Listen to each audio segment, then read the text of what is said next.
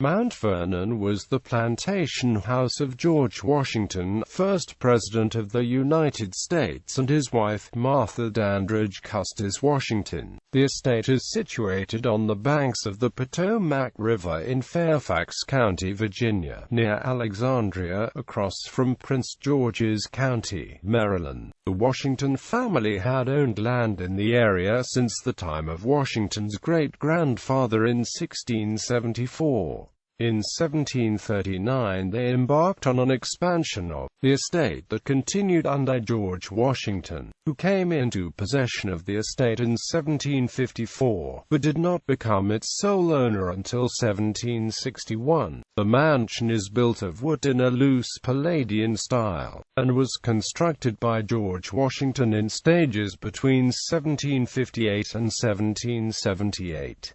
It occupies the site of an earlier, smaller house built by George Washington's father Augustine, sometime between 1726 and 1735. It remained Washington's country home for the rest of his life. Following his death in 1799, under the ownership of several successive generations of the family, the estate progressively declined as revenues were insufficient to maintain it adequately. In 1858, the house's historical importance was recognized and it was saved from ruin by the Mount Vernon Ladies Association. This philanthropic organization acquired it together with part of the Washington property estate, escaping the damage suffered by many plantation houses during the American Civil War. Mount Vernon was restored. Mount Vernon was designated a National Historic Landmark in 1960 and is today listed on the National Register of Historic Places. It is still owned and maintained in trust by the Mount Vernon Ladies Association, and is open every day of the year. Allowing the public to see the estate is not an innovation, but part of a 200-year-old tradition started by George Washington himself. In 1794 he wrote, "I have no objection to any sober or orderly persons gratifying their curiosity in viewing the buildings, gardens, and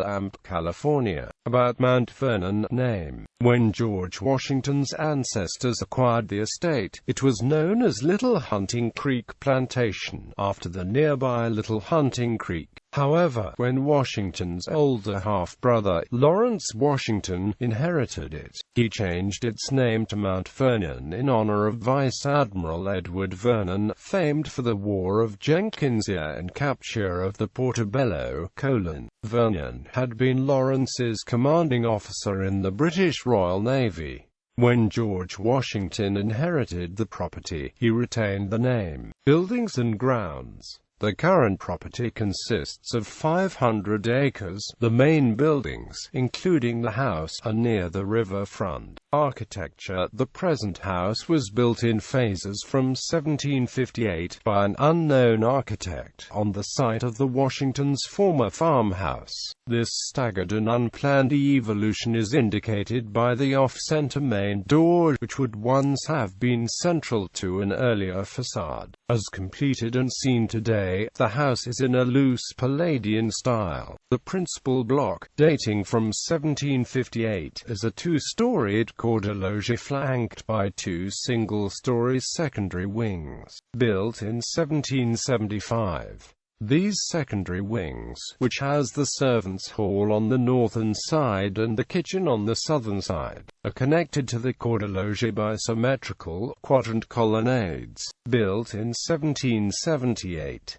The completion of the colonnades cemented the classical Palladian arrangement of the complex and formed a distinct cordon, known at Mount Vernon as Mansion Circle, giving the house its imposing perspective. The corridor loggia and secondary wings have hipped roofs with dormers. In addition to its second story, the importance of the corridor loggia is further emphasized by two large chimneys piercing the roof, and by a cupola surmounting the center center of the house. This octagonal focal point has a short spire topped by a gilded dove of peace. This placement of the cupola is more in the earlier Carolean style than Palladian, and was probably incorporated to improve ventilation of the enlarged attic and enhance the overall symmetry of the structure and the two wings. A similar cupola crowns the governor's house at Williamsburg, of which Washington would have been aware. Interior: the rooms at Mount Vernon have mostly been restored to their appearance at the time of George and Martha Washington's occupancy. These rooms include Washington's study, two dining rooms, the west parlor, the front parlor, the kitchen, and some bedrooms. The interior design follows the classical concept of the exterior, but owing to the mansion's piecemeal evolution, the internal architectural features, the door cases, moldings, and plasterwork are not consistently faithful to one specific period of the 18th century revival of classical architecture. Instead, they range from severe Palladianism to a finer and later neoclassicism in the style of Robert Adam. This varying of the classical style is best exemplified in the door cases and surrounds of the principal rooms. In the west parlor and small dining rooms there are door cases complete with Ionic columns and full pediments,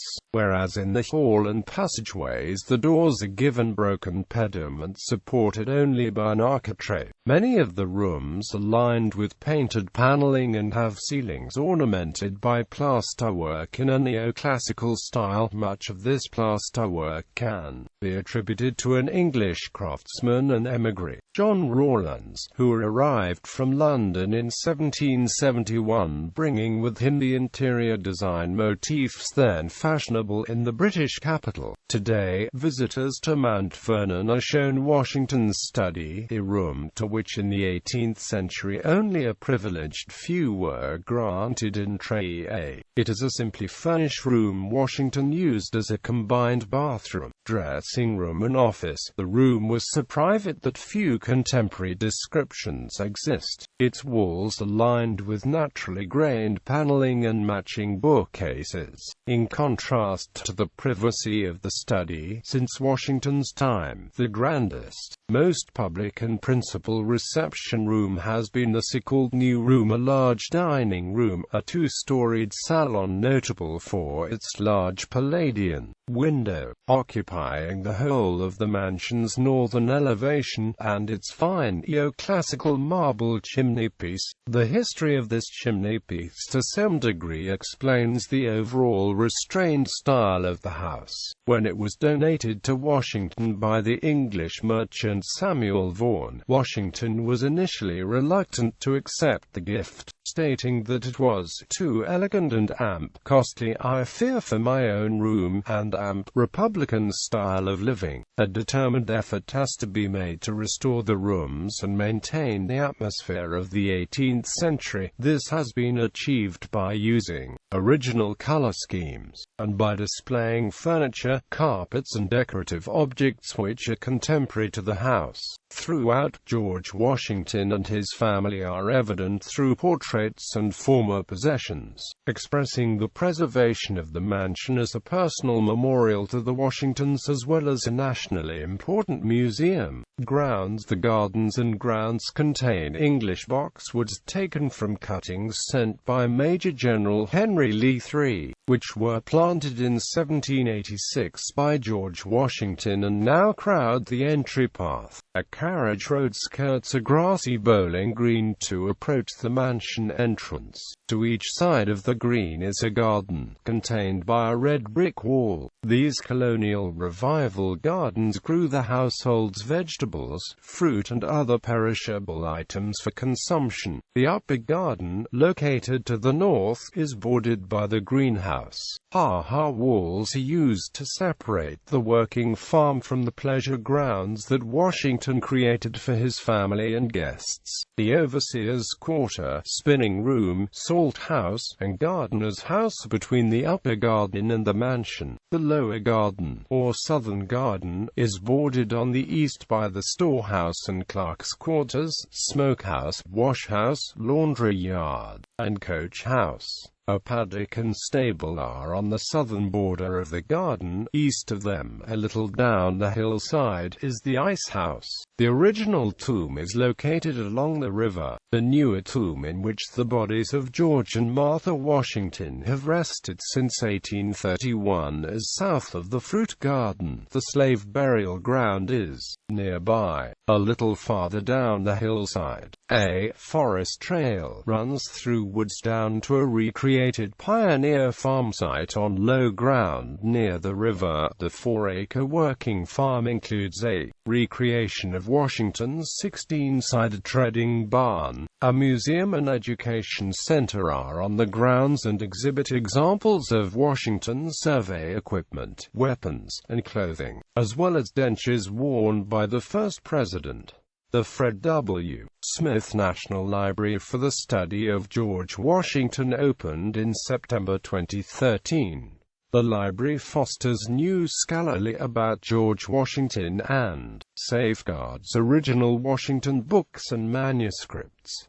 The site is open for scholarship by appointment only. History. John Washington. In 1674, John Washington and his friend Nicholas Spencer came into possession of the land from which Mount Vernon plantation would be carved. Originally known by its Indian name of Epsivasan, the successful patent on the acreage was due largely to Spencer, who acted as agent for his cousin Thomas Colepepe, 2nd Baron Colepepe, the English landowner who controlled the northern neck of Virginia, in which the tract lay. Lawrence Washington. When John Washington died in 1677, his son Lawrence, George Washington's grandfather, inherited his father's stake in the property. In 1690, he agreed to formally divide the estimated 5,000-acre estate with the heirs of Nicholas Spencer, who had died the previous year. The Spencers took the larger southern half bordering Dogue Creek in the September 1674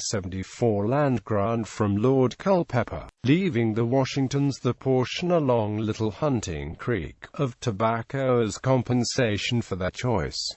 Augustine Washington. Lawrence Washington died in 1698, bequeathing the property to his daughter Mildred. On the 16th of April 1726, she agreed to a one-year lease on the estate to her brother Augustine Washington, George Washington's father, for a peppercorn rent. A month later the lease was superseded by Augustine's purchase of the property for £180. He almost certainly built the original house on the site sometime between then and 1735, when he and his family moved from Pope's Creek to Epsivasan, which he renamed Little Hunting Creek. The original stone foundations of what appears to have been a two-roomed house with a further 2 rooms in a half-story above are still partially visible in the present house cellar. Lawrence Washington. Augustine Washington recalled his eldest son Lawrence home from the Appleby School, England, in 1738 and set him up on the family's Little Hunting Creek tobacco plantation, thereby allowing Augustine to move his family back to Fredericksburg at the end of 1739. In 1739, Lawrence, having reached his majority, began buying up parcels of land from the adjoining Spencer tract, starting with a plot around the grist mill on Dogue Creek. In mid-1740, Lawrence received a coveted officer's commission in the regular British Army, and made preparations to go off to war in the Caribbean with the newly formed American regiment to fight in the War of Jenkinsia. George Washington Lawrence died in July 1752, and his will stipulated that his widow should own a life estate in Mount Vernon, the remainder interest falling to his half-brother George. George Washington was already living at Mount Vernon and probably managing the Plantation. Lawrence's widow, Anne Fairfax, remarried into the Lee family and moved out. Following the death of Anne and Lawrence's only surviving child in 1754, George, as executor of his brother's estate, arranged to lease Mount Vernon that December. Upon the death of Anne Fairfax in 1761, he inherited his sister-in-law's life estate and became sole owner of the property. In 1758, Washington began the first of two major additions and improvements by raising the house to 2.5 stories. The second expansion was begun during the 1770s, shortly before the outbreak of the Revolutionary War. Washington had rooms added to the north and south ends, unifying the whole with the addition of the cupola and two-story piazza overlooking the Potomac River. The final expansion increased the mansion to 21 rooms and an area of 11,028 square feet. The great majority of the work was performed by African-American slaves and artisans, though no architect is known to have designed Mount Vernon. Some attribute the design to John Arias, a prominent Virginia architect who designed Payne's Church in Fairfax County and likely Mount Airy in Richmond County. A friend of George Washington, to whom he leased his home, Arias was the great-grandson of Col. Nicholas Spencer, the original patentee of Mount Vernon with the Washingtons. Other sources credit Col. Richard Blackburn, who also designed Ripon Lodge in Prince William County and the First Falls Church. Blackburn's daughter Anne married Bushrod Washington, George's nephew, and is interred at the Washingtons' tomb on the grounds. Most architectural historians believe that the design of Mount Vernon is solely attributable to Washington alone, and that the involvement of any other architects is based on conjecture. Agriculture and enterprise. Washington had been expanding the estate by the purchase of surrounding parcels of land since the late 1750s, and was still adding to the estate well into the 1780s. From 1759 until the Revolutionary War, Washington, who at the time aspired to become a prominent agriculturist, had 5 separate farms as part of his estate. He took a scientific approach to farming and kept extensive and meticulous records of both labor and results. In a letter dated the 20th of September 1765, Washington writes about receiving poor returns for his tobacco production. Can it be otherwise than a little mortifying then to find that we, who raise none but sweet-scented tobacco, and endeavor, I may venture to add, to be careful in the management of it, however we fail in the execution, and who by a close and fixed correspondence with you, contributes so largely to the dispatch of your ships in this country, showed meet with such unprofitable returns. In the same letter he asks about the prices of flax and hemp, with a view to the production. In order thereto you would do me a singular favor in advising of the general price one might expect for good hemp in your port, watered and prepared, according to Act of Parliament, with an estimate of the freight, and all other incident charges pr. ton, that I may form some idea of the profits resulting from the growth. I should be very glad to know at the same time how rough and undressed flax has generally, and may probably sell. For this year I have made an essay in both, and although I suffer pretty considerably by the attempt, owing principally to the severity of the drought, and my inexperience in the management, I am not altogether discouraged from a further prosecution of the scheme, provided I find the sales with you are not clogged with too much difficulty and expense. The tobacco market had declined, and many planters in northern Virginia converted to mixed crops. Like them, by 1766 Washington had ceased growing tobacco at Mount Vernon and replaced the crop with wheat, corn, and other grains. Besides hemp and flax, he experimented with 60 other crops, including cotton and silk. He also derived income from a new grist mill which produced cornmeal and flour flour for export and also ground neighbors' grain for fees. Washington similarly sold the services of the estate's looms and blacksmith. He built and operated a small fishing fleet, permitting Mount Vernon to export fish. Washington also practiced the selective breeding of sheep in an effort to produce better quality wool. The new crops were less labor-intensive than tobacco, hence the estate had a surplus of slaves. But Washington refused to break up families for sale. Washington began to hire skilled indentured servants from Europe to train the redundant slaves for service on and off the estate. Following his service in the war, Washington returned to Mount Vernon and in 1785 to 1786 spent a great deal of effort improving the landscaping of the estate. It is estimated that during his 2 terms as President of the United States, Washington spent a total of 434 days in residence at Mount Vernon. After his presidency, Washington tended to repairs to the buildings, socializing, and further gardening. In his will, written several months before his death in December 1799, Washington left directions for the emancipation after Martha Washington's death of all the slaves who belonged to him. Of the 318 slaves at Mount Vernon in 1799, a little less than half, 123 individuals, belonged to George Washington and were set free under the terms of his will. When Martha Washington's first husband, Daniel Parke Custis, died without a will, she received a life interest in 1/3 of his estate, including the slaves.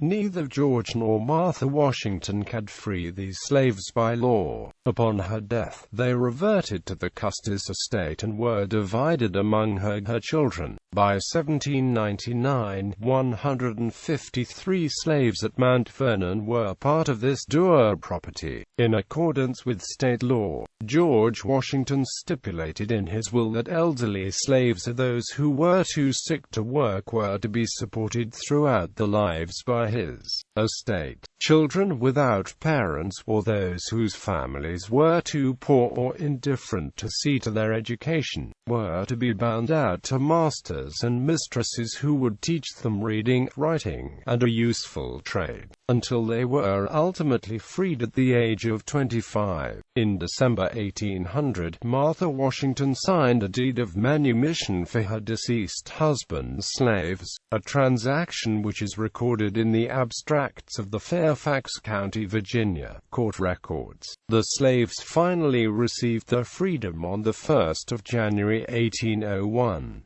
Washington's tomb. On the 12th of December 1799, Washington spent several hours riding over the plantation, in snow, hail and freezing rain. He ate his supper later that evening without changing from his wet clothes. The following day, he awoke with a severe sore throat and became increasingly hoarse as the day progressed. All the available medical treatments failed to improve his condition, and he died at Mount Vernon at around 10 p.m. on Saturday, the 14th of December 1799, aged 67. On the 18th of December 1799, a funeral was held at Mount Vernon, where his body was interred. Congress passed a joint resolution to construct a marble monument in the United States Capitol for his body, an initiative supported by Martha. In December 1800, the United States House passed an appropriations bill for $200,000 to build the mausoleum, which was to be a pyramid with a base 100 feet square. Southerners who wanted his body to remain at Mount Vernon defeated the measure. In accordance with his will, Washington was entombed in a family crypt he had built upon first inheriting the estate. It was in disrepair by 1799, so Washington's will also requested that a new, larger tomb be built. This was not executed until 1831, the centennial of his birth. The need for a new tomb was confirmed when an unsuccessful attempt was made to steal his skull. A joint congressional committee in early 1832 debated the removal of Washington's body from Mount Vernon to a crypt in the Capitol, built by Charles Bulfinch in the 1820s. Southern opposition was intense, exacerbated by an ever-growing rift between North and South. Congressman Wiley Thompson of Georgia expressed the Southerners' fears when he said, "Remove the remains of our venerated Washington from their association with the remains of his consort and his ancestors from Mount Vernon and from his native state. Deposit them in this capital, and then let a severance of the Union occur, and behold the remains of Washington on a shore foreign to his native soil." Washington's remains were finally moved on the 7th of October 1837, along with those of his wife Martha, to the new tomb presented by John Struthers of Philadelphia. Other members of the Washington family are interred in an inner vault, behind the vestibule containing the sarcophagi of George and Martha Washington.